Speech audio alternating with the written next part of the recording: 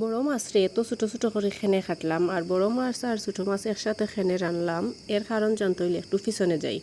Hello everyone, আসসালামু আলাইকুম। আপনারা আগে আমার আইডির ভিডিও আছে, ভিডিও দেখাইছি যে আমরা পুকুরও বেশি পানি হয়ে গেছে।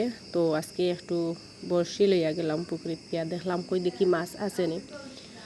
তো মাছ আছে যথেষ্ট, দেখো আমি মাছ মারছি। তো ফাইনালি ওগুন মাছ মারা হয়েছে।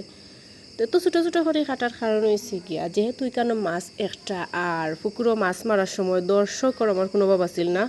ওগুন ছোটো মাছ আর একটা তেলাপিয়া। তো যেহেতু দর্শক বেশি, আমরা আবার একটা সিস্টেম আছে আমরা বাড়ির যে কেউ কেউ কিছু রাখিয়া খাই না।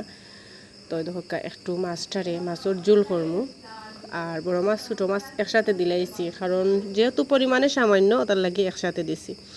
দরকার ফাইনালি আমার তরকারি হয়ে গেছে, একটু ধনিয়া পাতা দিলাম। তো যদি ভালো লাগে আমার ভিডিওটা, সবসময় যে কোথাও আপনারা কই লাইক কমেন্টস এবং বেশি বেশি করে শেয়ার করবা আর পেজটা ফলো দিয়ে রাখবা। আল্লাহ হাফিজ।